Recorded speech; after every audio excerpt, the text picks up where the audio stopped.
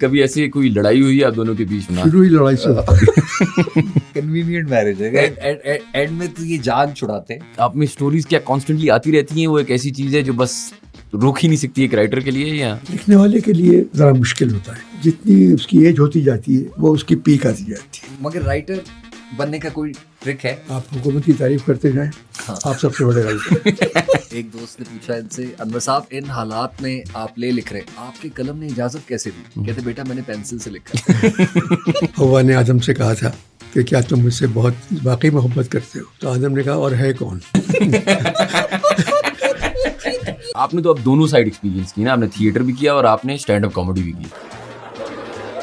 हो गया यार। स्टैंड अप कॉमेडी में आपने अपनी जिंदगी उठानी। पहला प्ले जब आप कर रहे थे तो लोग थोड़े ज्यादा हो गए थे, और कराची वाले टिकट खरीद के आए और उनको सीट ना मिले, सीढ़ियों पे बैठना पड़े, तो वो बिल्कुल हो सर फाड़ने वाले हो जाते हैं। मैंने कहा आप जाएं, आप माफी मांगे। इन्होंने कहा आपको रिफंड मिल जाएगा। तो एक सुप्रीम कोर्ट के जज थे, हाउ डेयर, आपको लगता है हमारा टाइम, हाउ डेयर। साथ ही अनवर मकसूद, नहीं सर आपसे मैं नहीं कह रहा, आपने आज ही देखना है प्ले। तो वो लग रहा है एक्टिंग टैलेंट किधर जा रहा है पाकिस्तान का?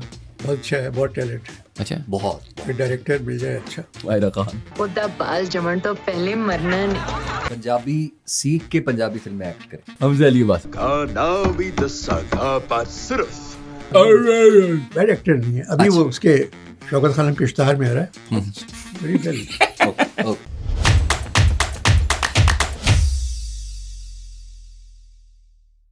Assalamu alaikum everyone and welcome to another episode of How Does It Work, a podcast by Pro Pakistani.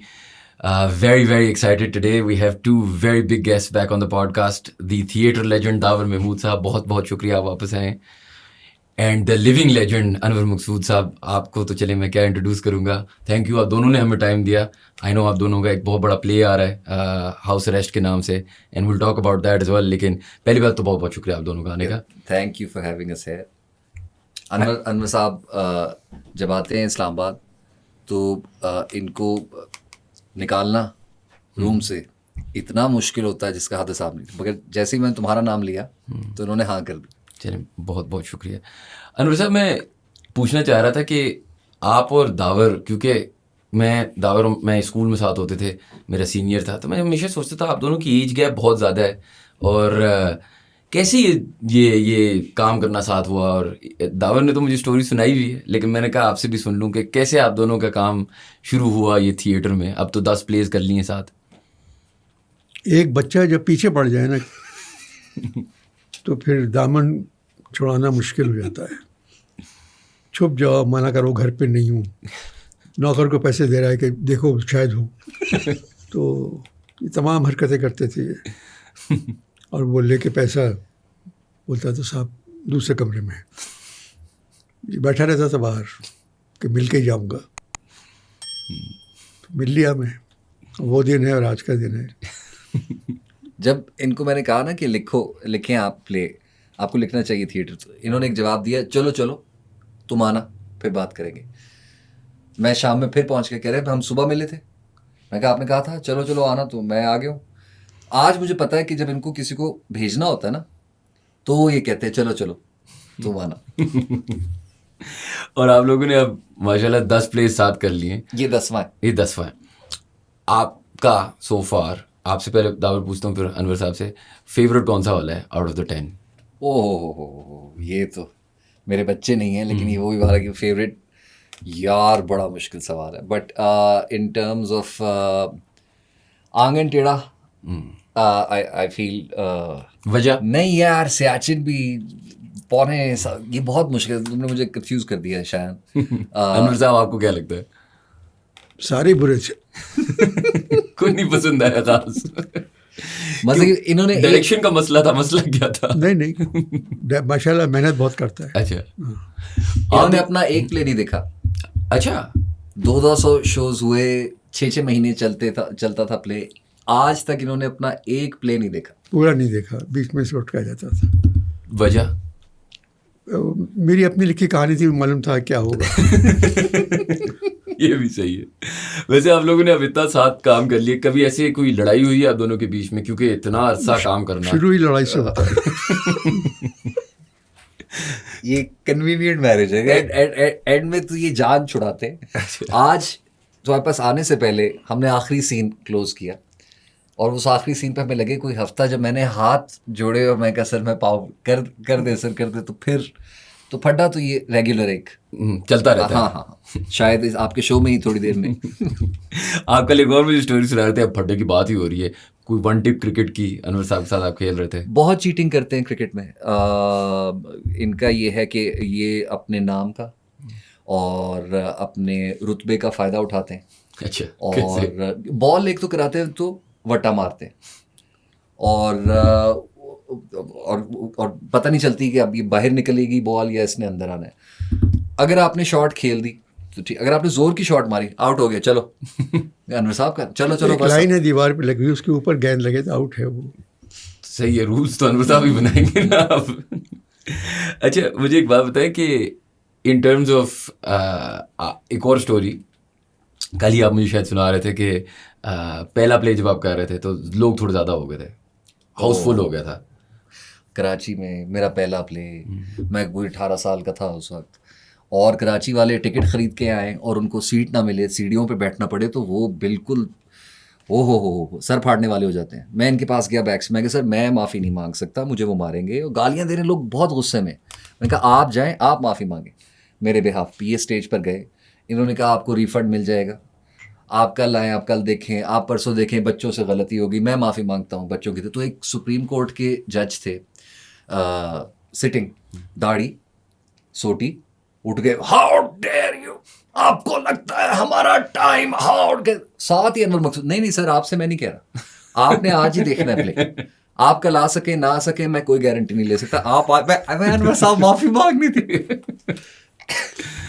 तो कैसे वैसे इन टर्म्स ऑफ क्राउड, आप लोगों ने तो देखा है ना 10 साल में ऑडियंसेस थिएटर को छोड़ गई थी थोड़ी देर, फिर रिवाइव हुआ, फिर ऑब्वियसली अभी ये कोविड का टाइम आया तो वो तो चलो एक डिफरेंट टाइम है, लेकिन अनवर साहब को लगता है ये थिएटर का पाकिस्तान में कितना कुछ स्कोप है, कितना बढ़ सकता है, और इसमें क्योंकि हमारे मसले मसाइल सेफ्टी सिक्योरिटी, फिर ऑब्वियसली कुछ और हम चीज़ें बोल भी नहीं सकते, तो ये चीज़ आपको लगता है उस लेवल पे जा सकती है जिस तरह हम इंडिया में देखते हैं बहुत ज़्यादा थिएटर का? बेटा, इंडिया के हर शहर की हर गली में 2 हॉल हैं जहाँ थिएटर होता है। इस्लामाबाद में ये PNC है एक, जहाँ सरकारी थिएटर तो चलता रहता है, खाली नहीं करते वो लोग, कोई ना कोई डेलीगेशन, कोई ना कोई तकरीर, कोई ना कोई अनाउंसमेंट, बहुत ही कम चांस मिलता है किसी प्ले करने के लिए। यही कराची में है, 3 करोड़ की आबादी है और 2 थिएटर हैं। क्या है, जब तक बनाएंगे नहीं है। नहीं, बिल्कुल सही कह रहे हैं, इंफ्रास्ट्रक्चर की भी ज़रूरत है। अनवर साहब, मैं आपसे एक और सवाल ये पूछना चाहता था कि माशाल्लाह आपको तो कितने डेकेड्स हो गए हैं राइटिंग करते हुए, मैं ये सोच रहा था कि एक राइटर कभी रिटायर हो सकता है, या आपके, क्योंकि आपकी करियर ऐसी है माशाल्लाह कि अभी भी आपने अभी house arrest next week live जा रहा है, एक आप में स्टोरीज क्या कॉन्स्टेंटली आती रहती हैं, वो एक ऐसी चीज़ है जो बस रोक ही नहीं सकती एक राइटर के लिए? या बेटा, लिखने में तो मैं तो शायद रुक जाऊँ, मेरा कलम नहीं रुकता, ना मेरा ब्रश रुकता है, मैं पेंट करता हूँ और लिखता हूँ। तो वो आदमी खुद सोच लेता है कि अब एक्टर को तो चाहिए ही है कि मैं अब नहीं कर सकता।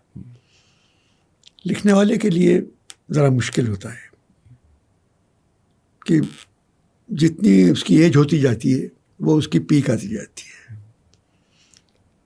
और बाज़ी चीज़ें वो पहले लिख चुका होता है, बहुत अच्छी होती हैं, फिर एहसास होता है कि ये मेरा आखिरी होना चाहिए था। तो अभी तक कोई मेरी चीज़ ऐसी नहीं है जो आखिरी हो, शायद अच्छा लिख लूँगा एंड में। और अनवर साहब, आपको लगता है राइटर्स, मैं कभी बार सोचता हूँ ना, अब जैसे क्यों है कि पाकिस्तान में हमें, आप फिल्म वालों से बात करें, आप ड्रामा वालों से बात करें, आप थिएटर वालों से बात करें, और वो बात हमेशा शुरू इस चीज़ से होती है, एक इंफ्रास्ट्रक्चर की बात होती है कि चीज़ें अवेलेबल नहीं, दूसरी बात ये होती है कि राइटिंग अच्छी नहीं है, हमें स्क्रिप्ट नहीं मिल पा रहा, और ये एक बड़ा स्ट्रगल है हर इंडस्ट्री के लिए जो आपकी सॉर्ट ऑफ क्रिएटिव में है। इसकी कोई वजह है आपको लगता है? जो एजुकेशन नहीं हो रही, राइटिंग स्कूल नहीं है, तालीम ही नहीं है इस मुल्क में, सबसे बड़ी चीज़ तालीम होती है। और अब थिएटर और तरह का भी चल रहा है, बहुत ही चलता है, अब उसमें स्क्रिप्ट की ज़रूरत नहीं है, स्ट्रिप की है। तो जहाँ स्ट्रिप काम कर जाए उसे फिर स्क्रिप्ट कहाँ से आएगा? मैं एक इस पॉडकास्ट का फायदा उठा के सवाल पूछना चाहता हूँ। सिर्फ एक्टर इतने बन गए, डायरेक्टर बहुत हैं, बहुत अच्छे अच्छे, मगर राइटर बनने का कोई ट्रिक है क्या? आप हुकूमत की तारीफ करते जाएं, हाँ। आप सबसे बड़े राइटर।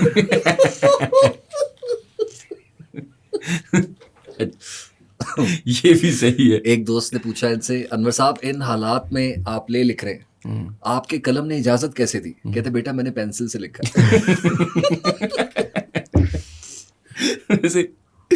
वैसे अगर हालात की हम बात करें, आपको लगता है कि चलें हुकूमत के जो मसले मसाइल हैं ये मीडियम सब, क्योंकि सेफ्टी सिचुएशन तो कुछ हद तक बेहतर हो गई, एटलीस्ट कराची, लाहौर, इस्लामाबाद में तो हो गई है।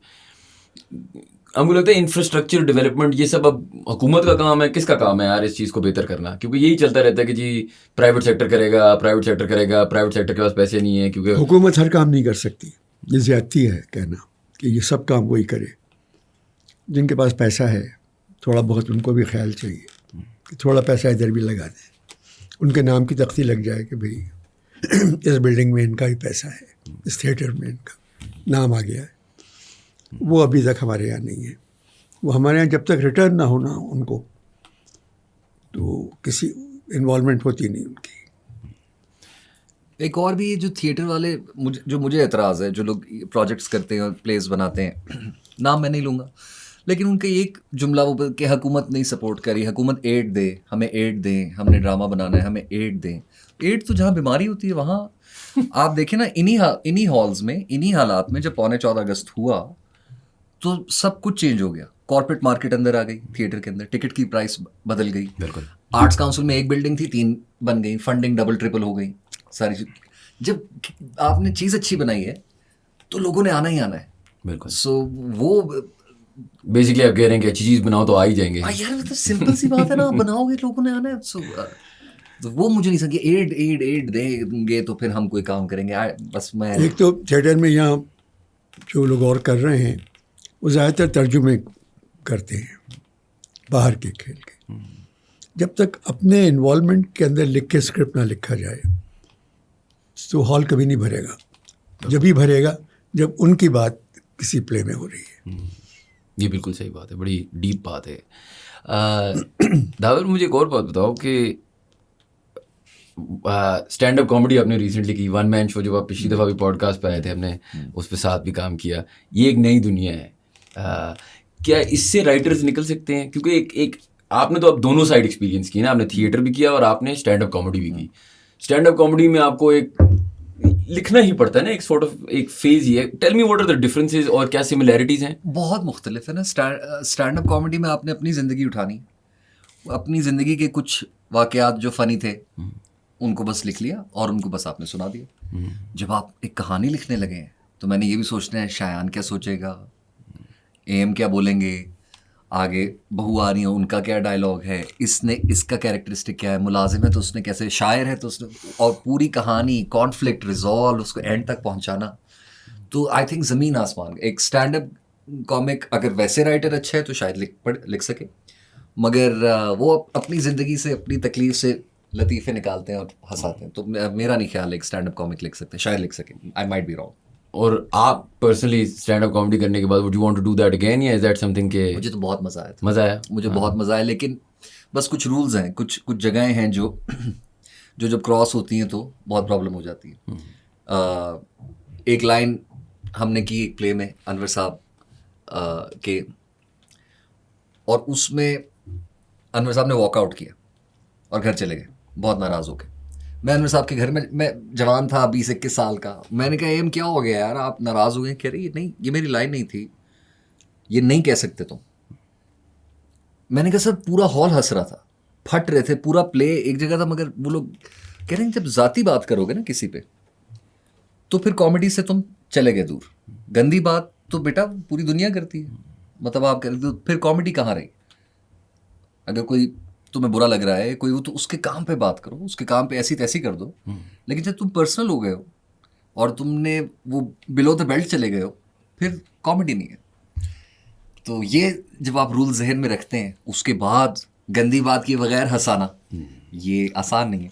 और अनुर साहब, आपको क्या लगता है, आपने दावर का शायद वन मैन शो देखा हो, फिर अब स्टैंड अप कॉमेडियंस बहुत सारे आ गए हैं, ताबिश हाशमी जैसे और अकबर चौधरी ऐसे जो सारे न्यू लौट आए कराची में, आपको इनकी कॉमेडी कैसी लगती है? आपको क्या लगता है कि ये मीडियम कैसा है और ये कितना बड़ा हो सकता है? नहीं, मैं कोशिश करूँगा जाने की, अभी तक देखा नहीं मैंने। अच्छा, सही। मगर ये कि जो दुनिया भर में होती है, वो जो ऑडियंस बैठे रहते हैं वो उनको इन्वॉल्व करता है, उनके बारे में भी कुछ, किसी के बारे में कुछ। वो हुकूमत के बारे में मजाक नहीं उड़ाते हैं, वो छोटी छोटी बातों को लेके करते रहते हैं। और वो आजकल जितनी कमेंट्री वो हो रही है कॉमेडी, उसमें जो पुराने लतीफ़े हैं ना, उनको ही चेंज करके वो सब सुने हुए हैं। अनवर साहब ने एक स्टैंड अप कॉमेडी शो किया हुआ है। अच्छा। इनका वन मैन शो था फ़कत अनवर के नाम से। 3 दिन उन्होंने किया, 1 घंटा। और हर सांस में, हर मिनट में नहीं, हर सांस में पब्लिक हिचकियाँ ले रही थी। It was such A hilarious show. 3 दिन इन्होंने किया था, बहुत मजा आया था। आप कभी वापस करना चाहें? उसकी कोई रीजन? इस एज में स्टैंड अप तो हो नहीं सकते, बैठ के कर सकता हूँ। आप बैठ के कर ले, आई थिंक आवाम देखने आएगी, आप जैसे भी कर ले। अभी मैं कनाडा गया हुआ था, वहाँ मैंने 2-2 घंटे के अकेले अच्छा, वन मैन शो किए। अच्छा। एंड आप जब कनाडा जाते हैं, क्या ऑडियंसेस आप अडेप्ट करते हैं ऑडियंस को, कि मिसाल के तौर पे अच्छा यार ये लोग ऐसे सोचते होंगे तो मैं, वो मुझे एक एंटर होते ही हॉल में झलक से मालूम होता है कौन है, बस मैं उन्हीं के लिहाज से फिर मैं बात करता हूँ। तो इस्लामाबाद, लाहौर, कराची में आप डिफरेंट तरीके से बात करते हैं आवाम को देख के, या इस्लामाबाद, लाहौर, कराची की ऑलमोस्ट द सेम ऑडियंस? नहीं, फ़र्क है, 3 जगह फ़र्क है। अच्छा, क्या फ़र्क है वैसे? इस्लामाबाद के लोगों को समझाना पड़ता है, लाहौर के लोगों को समझ नहीं आती, कराची वाले पहले से जानते हैं। अच्छा, उस सेकंड, किसी भी सेकंड चेंज करना अपना कंटेंट, ये किसी को नहीं आता, किसी को भी नहीं आता। जितने मैं लोगों से मिला हूँ, परफॉर्मर हो, राइटर हो। अनवर मकसूद को दावत दी गई फैसलाबाद में, लिटरेरी फेस्टिवल में इन्होंने बोलना है, और इन्होंने गालिब और मीर पे एक पीस लिखा, पढ़ाया 30 मिनट का, और वो इंटेलेक्चुअली इतना स्ट्रॉन्ग था, उसमें शायरी थी, उसमें किस्से थे। अब ये जब गए वहाँ, तो जो ऑडियंस थी वो थी ताजा गामा, अच्छा, जुगतों वाली। इनसे पहले जितने लोग आए वो आम की बात कर रहे हैं, गुठली की बात कर रहे हैं, ये बात। अब मैं कह रहा हूँ, और मेरे साथ डॉक्टर बैठेंगे, ये अनवर साहब तो बहुत लिटरेचर पीस सुनाने वाले हैं, इंटेलेक्चुअल आवाम तो बिल्कुल ही वो वाली है। इन्होंने 1 सफ़ा सुनाया, 2 सफ़े सुनाए, उनका ये बातें तो होती रहेंगी, कोई और बात करते हैं। मैंने कहा कोई और, ना स्क्रिप्ट है ना कुछ, बट ऐसा फिर इन्होंने ऑडियंस को, तो इनकी जो वो है ऑडियंस रीड करना कि कौन बैठा है, वो बहुत sharp. And what is the most trouble that you two have gotten into in your 10 years so far? 10 plays, 20 years. 20 years. Almost, yes. माशाल्लाह। कब हम तो हर दफ़ा फंस जाते हैं। तुम फंसते हो, मैंने हाँ। यार मुझे तो बहुत कुछ कह चुके हैं अनवर साहब, मुझे जो कह चुके हैं मैं माइक पे भी नहीं बता सकता, मुझे घर से निकाला जा चुका है। अच्छा। हाँ, मैं एक दफ़ा 14.25 अगस्त में गया इनके पास, मैंने कहा जी ओपनिंग बदल दें। अबे डैश डैश कितनी दफ़ा ओपनिंग बदलवाएगा? मैं कहा सर अच्छा होगा ना प्ले। अबे डैश इतने अच्छे प्ले का क्या करना है, जाओ भाई। जब वो आपको बाहर भेज देते हैं, वापस कैसे आते हो? सर मैं जाते ही नहीं, तो फिर जाके दरवाजे का पीछे खड़ा रहता है। तो पंजाबी डगे, हमने कहा जाना, हम नीचे हाँ जी वेट कर रहे। गुस्सा ठंडा हुआ। मगर मेरा ये है कि लाहौर का क्राउड जो है, अगर मैं आ रहा हूँ तो वो अदब समझते हैं, क्योंकि अगर लाहौर नहीं होता पाकिस्तान में तो वहाँ अदब, यहाँ अदब नहीं होता। पार्टीशन से पहले भी और पार्टीशन के बाद भी पंजाब ने जो खिदमत की है उर्दू की, वो किसी और सूबे ने नहीं की। तो वहाँ मज़ा आता है कुछ बात करके। इस्लामाबाद में आप अय्यूब खां में बात करें, तालियाँ बज जाएंगी। फिर उनके बाद सारी हुकूमतों में बात करें, सरकारी अफसरों पे बात करें, इन पे आप लतीफ़ा नहीं सुना सकते कोई। लाहौर में हर एक पे सुना सकते हैं। आपको लगता है सबसे ज़्यादा पढ़ी लिखी ऑडियंस शायद लाहौर की हो या कराची की? सबसे ज़्यादा इंटेलेक्चुअल, जिसमें आप थोड़ी सी जिस तरह आप भी बात की कि हम कौन से कॉन्फ्रेंस पे गए थे तो उधर उनको समझ नहीं आ रही थी तो थोड़ा सा कंटेंट चेंज करना पड़ा। हाँ, होता है कभी। असल में जो मुल्क के हालात होते हैं वही ऑडियंस के हालात होते हैं। अगर मुल्क अच्छा चल रहा है तो ऑडियंस अच्छी चल रही है, सब खुश हैं। सब परेशान बैठे हुए हैं, उस पर देखे जा रहे, रोए जा रहे हैं, तो मज़ा नहीं आता। और अनवर साहब, जो अभी आपने प्ले लिखा, इसके बारे में without giving too many spoilers, ताकि इंशाल्लाह लोग एंजॉय भी करें जब देखने आए, लेकिन थोड़ा सा हमें बताएं क्या हाउस अरेस्ट की क्या स्टोरी है, क्या रीजनिंग है, क्यों हम एंजॉय लोग करेंगे? परेशान थे कि मेरे बारे में बिला वजह की खबरें झूठी मशहूर हो जाती हैं। मेरे साथ कुछ नहीं हुआ, किसी ने कुछ नहीं कहा, एक लफ्ज़ नहीं कहा। वो कहा कि आप हालात को देखते हुए लिखें, आपको लोग सुनते हैं, आपकी बातें मानते हैं। मैंने बताया कि यूट्यूब के ऊपर मेरे 21 अकाउंट हैं, उसमें मेरा एक भी नहीं है, वो सब फेक अकाउंट से मेरे। तस्वीर मेरी ज़रूर लगी हुई है, वो बातें मैंने नहीं की। आप चेक कर लें, मेरे पास फ़ोन ही नहीं है, वो स्मार्टफोन नहीं है मेरे पास, और जो छोटा सा नोकिया है वो अभी तक मेरे पास है, वही चलता है। तो अगर मुझे कुछ कहना है तो मैं सबके सामने ज़बानी कह दूंगा, मैं ये अब लिख के नहीं करूँगा। तो ये प्ले में भी हाउस अरेस्ट में लोग समझ रहे हैं कि मैं अपने बारे में प्ले है मेरा ये, जबकि मैं हाउस अरेस्ट कभी हुआ नहीं।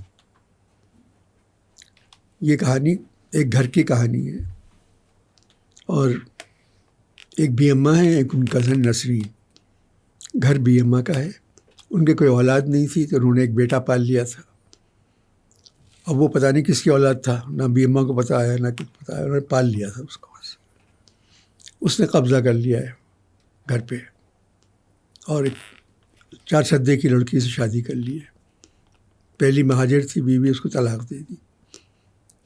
अब वो घर पे कब्ज़ा करना चाहते हैं। इन दोनों को एक कमरे में, जिनका घर है उन्हें एक कमरे में बंद कर दिया है। तो वो हाउस अरेस्ट उस वजह से। 90 मिनट्स सिर्फ इन बुढ़ियों का प्ले है और बेटे का है। ये डिफरेंट इस तरह भी है कि ऑडियंसेस के लिए, स्पेशली जो ओल्डर एज में होंगे, बहुत ज़्यादा रिलेटेबिलिटी है, क्योंकि इस तरह अक्सर घरों में हो रहा होता है कि जब बच्चे बड़े होते हैं तो घर पे एक किस्म का कब्जा सा हो जाता है। ऑडियंसेस जो यंगर ऑडियंसेस हैं, उनके लिए क्या है इस प्ले में? सब उनके कुछ लिए बहुत है। मतलब ये अगेन जब भी एएम का प्ले आता है तो जब मैं ऑडियंस की रेंज देखता हूँ हॉल में, तो मुझे 20 साल से लेकर 80 साल तक ऑडियंस मिलती। तो ये और शार्पनेस ये ना कि अनवर साहब कराची, अनवर साहब हैदराबाद दक्कन की, उर्दू स्पीकिंग है बिल्कुल, लेकिन ये समझते हैं पंजाबी ह्यूमर। ओ ये पख्तून को समझते हैं, बलोची को समझते हैं, सिंधी ह्यूमर से तो ये समझते हैं कैरेक्टर्स कि यार ये कहाँ, इसका बैकग्राउंड क्या है, ये सोचता कैसे होगा।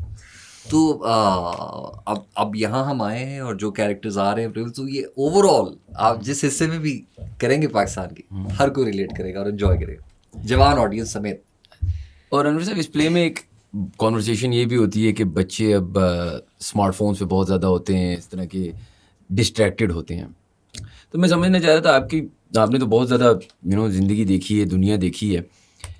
हमें लगता है कि हम सबसे अच्छे एज में, इंफॉर्मेशन अवेलेबल है, ये बहुत खुशनसीब हैं आप लोग, आपको हर चीज़ आपके हाथ में है। लेकिन इसके आपको लगता है कि हम, इवन लोग कहते हैं from a human rights perspective या वुमेन्स राइट्स पर्सपेक्टिव कि सारी चीज़ें बेहतर हो चुकी हैं दुनिया में, पाकिस्तान नहीं दुनिया में। लेकिन आपको क्या लगता है कि ये सारी चीज़ों की वजह से, क्योंकि मैं कभी कभार देखता हूँ ना, अब हर बंदा क्योंकि स्मार्टफोन पे होता है, आपने अभी बताया कि आपके पास स्मार्टफोन नहीं है, हर बंदा कॉन्स्टेंटली, अब मेरा फ़ोन आप मेरे से ले लें तो मुझे ऐसे लगता है कि मेरी ज़िंदगी ख़त्म हो गई है, मेरी एक ही चीज़ है वो ना लेना। अब वो दुनिया में बैठना, एक लोगों से कॉन्वर्सेशन करना आहिस्ता आहिस्ता ही ख़त्म। शायद ये पॉडकास्ट इतनी चलती इसलिए हैं क्योंकि लोग वो कॉन्वर्सेशन मिस करते हैं ना, कि बैठ के 4-5 लोग बातें करें अपनी ज़िंदगी के बारे में, बस एक कैजुअल कॉन्वर्सेशन हो रही हो। और इसकी वजह से लोग शायद डिप्रेशन ज़्यादा हो गई है, इस तरह की चीज़ें ज़्यादा हो गई हैं, तो आपको क्या लगता है? आप ये फ़ोन मेरा ले लें फिर भी मुझे कोई फ़र्क नहीं पड़ेगा, इसमें कुछ नहीं है। हाँ, आपके फ़ोन में हमारे वाले फीचर्स नहीं है ना, हमें वो हुक कर देते हैं रील्स और पता नहीं कुछ नहीं, टिकटॉक्स कुछ पे। बल्कि 2 मरतबा चोरी हो चुका है, गाड़ी रोक के फ़ोन ले लिया मुझसे अच्छा, अंधेरे में, तो उन्हें गाड़ी वापस कर रोकी, दिया? फिर अगले सिग्नल पे खड़े हुए हो कि सॉरी आप ले जाए। ये सही है हमें वैसे। पता नहीं था कि आप हैं। अच्छा, वाकई में? 2 मरतबा कराची में मेरे साथ हो चुका है। एक मरतबा एयरवाई के सामने गली में, और उन्होंने आपको गन पॉइंट पर रोका है और उसके बाद आपसे माफ़ी मांगी है? मांग ली कि आप ले जाएं। और टिकट चल रहा था अनवर मकसूद की तबीयत, तो पूछा भी कि वो टीवी पे आप ठीक है ना, बीमार तो नहीं हो? वैसे माशाल्लाह that is quite the status अगर किसी की हो तो। लेकिन मैं in terms of the smartphone conversation, क्या आपको लग रहा है दुनिया इवॉल्व अच्छी हो रही है, या आपको कभी कभार टेंशन होती है कि दुनिया किधर जा रही है? किताबों से दूर होती जा रही है, किताबें अपनी बिकती। और आपको लगता है इसका नुकसान है, या अगर किसी तरीके नहीं से? ठीक है, वो बाज़ लोग जो अफोर्ड नहीं कर सकते, महंगी इतनी हो गई हैं, उनके लिए तो बहुत ठीक है, हर चीज़ उनको इस फ़ोन पे मौजूद है। अब तो AI आ गई है, तो अब तो उनको इम्तहान देने की भी ज़रूरत नहीं है बच्चों को, ये देगा सब कुछ वही कर देगा। ऐसे ऐसे बच्चे मुझे अब लेटर या खत भेजते हैं, मैंने कहा इतनी इंग्लिश तो इसने जिंदगी में नहीं बोली होगी, मगर वो सब कुछ ठीक लिखा हुआ था।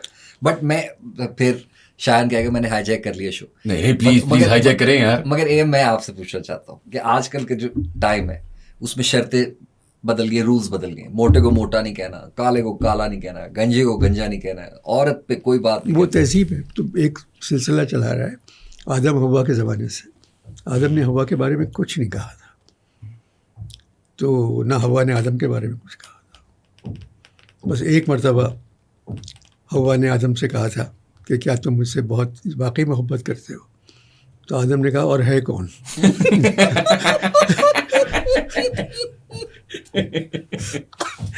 मगर अगर जोक अच्छा है मगर और किसी के मोटापे पे तो क्या बुराई है? नहीं नहीं, आपका अगर तुम्हारे हॉल में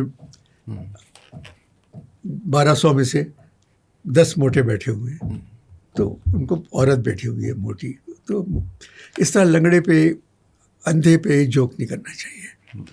मैंने लूज टॉक में बुलाया था नाबीना को, मोइन नाबीना बना था। मैंने कहा आप कैसे हैं? कहेगा तुझसे बहुत अच्छा हूँ, क्योंकि यूट्यूब सब कुछ देख रहा है, मैं नहीं देख रहा हूँ। वाह वाह। मोइन अख्तर का फ्यूनरल, उसके बाद मोइन अख्तर को ट्रिब्यूट, मोइन अख्तर की फैमिली फ्रंट रो में। मोइन का ख़त पढ़ा इन्होंने जन्नत से। अनवर, मेरे जनाजे पर 50,000 लोग आए थे। क्या मैंने जवाब दिया, मोइन उनमें से 45,000 के तुमने पैसे देने।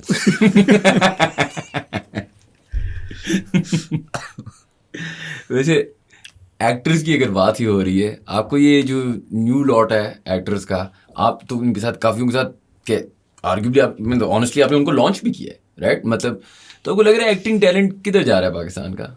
बहुत अच्छा है, बहुत टैलेंट है। अच्छा, बहुत। डायरेक्टर मिल जाए अच्छा तो बहुत है। अच्छा, डायरेक्टर भी बुरा मिले, स्क्रिप्ट अच्छा मिल जाए। स्क्रिप्ट नहीं मिलता। नहीं, डायरेक्टर क्यों बुरा मिले? अगर स्क्रिप्ट अच्छा है तो एक्टर बुरा हो, डायरेक्टर बुरा हो, चीज़ चल जाती है, लोग स्क्रिप्ट में इन्वॉल्व हो जाते हैं। मगर यहाँ डायरेक्टर भी अब इतने अच्छा बच्चे काम कर रहे हैं, बहुत अच्छा काम कर रहे हैं। मगर एम अच्छे स्क्रिप्ट को बुरे एक्टर बर्बाद कर सकते हैं? नहीं सर, नहीं। No amount of bad acting can kill a good script. वाह अच्छा। वाह वाह। वैसे दैट इज डीप। आपका क्या ख्याल है? यार मैं तो इस पे कि एक सीन पूरा तैयार हुआ है, मुझे कहा आप सख्ती बहुत करते हैं अपने एक्टर्स पे। मैंने कहा मेरी बात सुनो, मेरा प्ले आ रहा है सियाचिन, रेड कारपेट है, उसने ना गोली मारनी है अगले को, वो बच्चा गन लाना ही भूल गया, 500 बंदा बैठा है, वो 2 उंगलियों से यूं यूं कर रहा, ऑडियंस हंसना शुरू हो गई। मैंने कहा यार मैं तो मुझे लगता है कि हालांकि स्टेज एक्टर का मीडियम है, बट मुझे लगता है कि ये तीनों का कॉम्बिनेशन होता है, ये एक ट्रायंगल है। वैसे में एक अजीब सा सवाल है, लेकिन मैं पूछना चाह रहा हूँ, आज के हालात में हम सबको पता है कि फ्रीडम ऑफ स्पीच के थोड़े से इधर उधर कॉन्वर्सेशंस चल रही हैं, वेदर दैट्स द गवर्नमेंट और व्हाटएवर। सवाल ये है कि एक लिहाज से आपको एज अ राइटर या एज एन एक्टर टेस्ट भी करता है ना। मिसाल आपको देता हूँ, अगर आप मुझे कहो कि यार दुनिया की कैनवस है, कुछ भी बना लो, तो कुछ हद तक आसान, जिसे अभी आपने बात की ना कि शायद 70s 80s में मोटापे पे जोक करना या लंगड़े पे जोक करना आम बात होती थी, अब वो चीज़ नहीं होती। लेकिन अब उस बॉक्स में फ़नी होना या उस बॉक्स में कॉमेडी लिखना ये मज़ीद और मुश्किल है ना। मिसाल के तौर पे अगर आप मुझे कह रहे हो ये भी नहीं करना, ये भी नहीं करना, ये भी नहीं करना, अब आप मुझे इतनी सी स्पेस दे रहे हो, उस स्पेस में फ़नी होना। बेटा यही है ना कि मोटा कहने के बजाय अगर आपसे कहते हैं बेटा मैं आपसे एक बात कहूँ, थोड़ा कम खाया करो। अब मैं आपसे ये तो नहीं कह सकता कि तुम मोटे हो या कुछ हो, मैंने कहा जरा नाश्ता कम किया करो ना। ठीक है। हम लोग एक स्क्रिप्ट लिख रहे थे, उसमें एक कॉल आई, ये 8-10 साल पुरानी बात है। अच्छा। और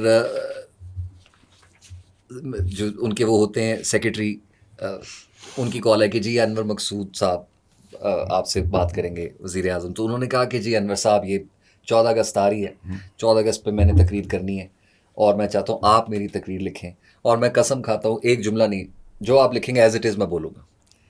मैंने पहली दफ़ा विटनेस, मैं नाम नहीं, हाँ मैंने पहली दफ़ा विटनेस किया। फ़ोन पे बात करें, कह रहे सर मैं आपसे उम्र में थोड़ा बड़ा हूँ, तो मेरा मशवरा है कि मेरा ये कि मैं आपसे थोड़ा एडवाइस आपको दूँ, सर हालात ख़राब हो रहे हैं।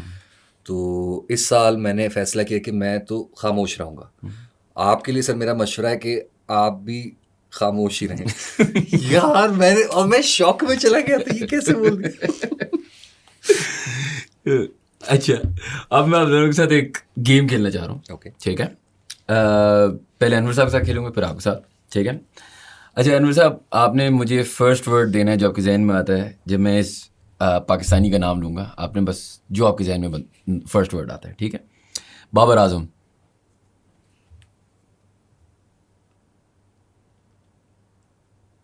बहुत है। मरियम नवाज।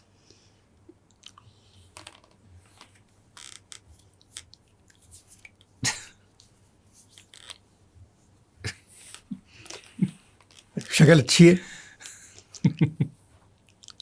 और काम कर रही हैं। बिलावल भुट्टो।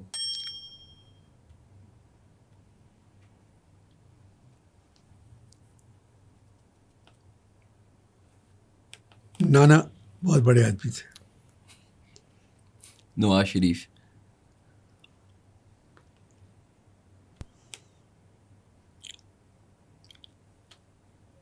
क्रिकेट खेलते हुए कभी आउट नहीं हुए। इमरान खान।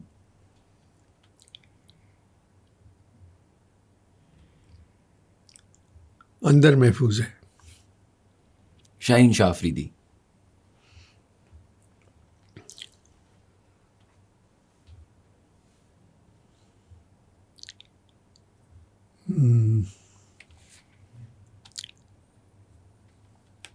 मेरे दोस्त का दामाद है। पाकिस्तान। सोच के लाए। पाकिस्तान। जिंदाबाद। इंडिया।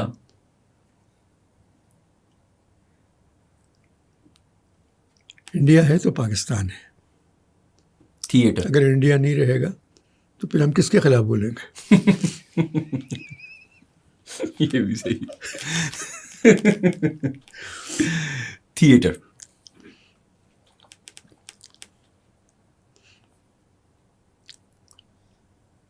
दावर ने तबाह कर दिया है। सैटरडे संडे को 3 शो, ये फिल्म नहीं है। सर मैटनी होते हैं पूरी दुनिया में, फैंटम, मूला रूज, तो वीकेंड पे शोज होते हैं सर। House arrest. कभी नहीं हुआ। दावर महमूद।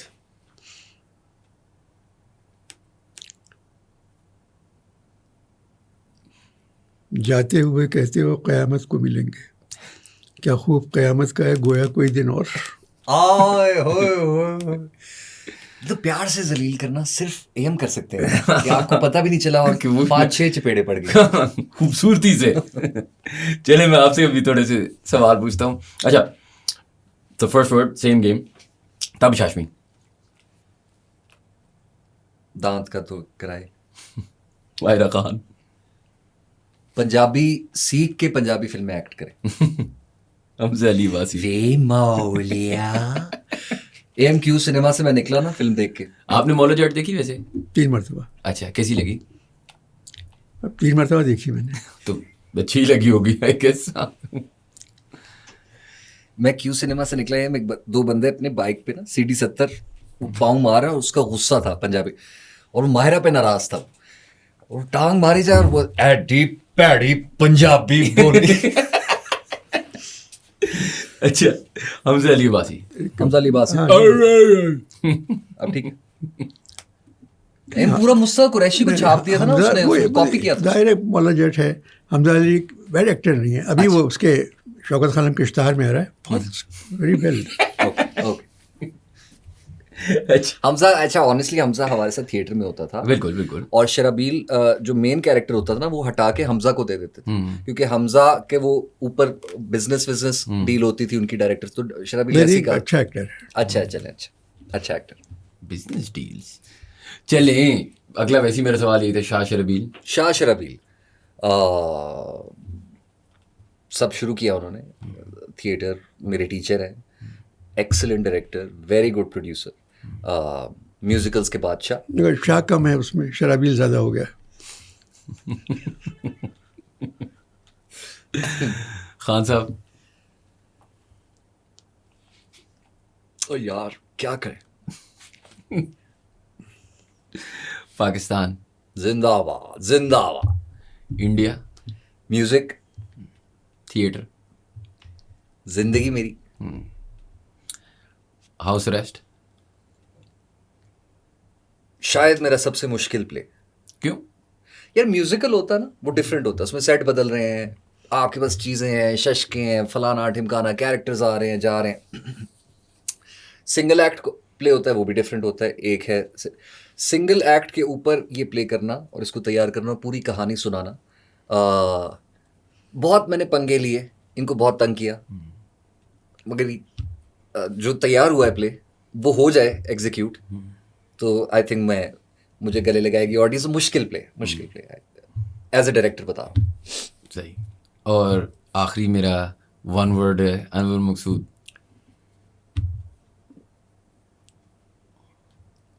मैं चला जाऊं बाहर? नहीं।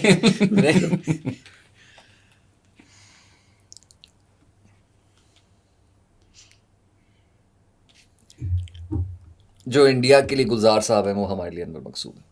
और अगर हॉलीवुड में कोई मुझसे आप मांगोगे एग्जांपल, तो वो वुडी एलन का काम देखो, अनवर मकसूद का काम देखो, इतना कंपैरिजन आपको। अच्छा। हाँ। क्या आपको ये लगता है कि आपका काम वुडी एलन से मिलता जुलता है? मेरा वुडी है।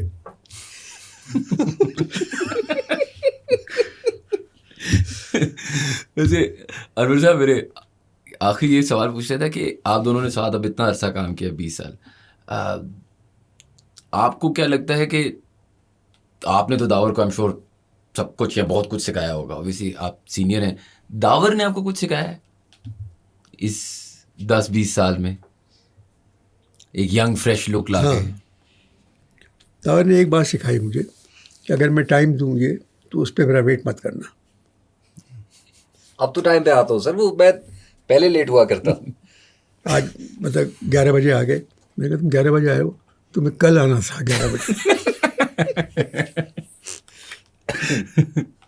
चले बहुत बहुत शुक्रिया आप दोनों का, आप लोगों ने हमें टाइम दिया। नहीं, मैं अच्छा लगा आपसे बात करके, मज़ा है, आप बहुत बात मज़ा अच्छी करते हैं बहुत। और इंशाल्लाह एक दफ़ा बता दो कि कहाँ से हमें टिकट्स मिल सकते हैं, एक थोड़ी सी प्रोमो तो दो हमें। प्रोमो प्लग इन करना जरूरी है। हाउस अरेस्ट 24 अप्रैल से 9 मई रोजाना PNCA इस्लामाबाद में टिकट मिलेगी बुक मी से, ईसा जीज से, ईसा कौसार मार्केट और बैरिया टाउन, और PNCA से।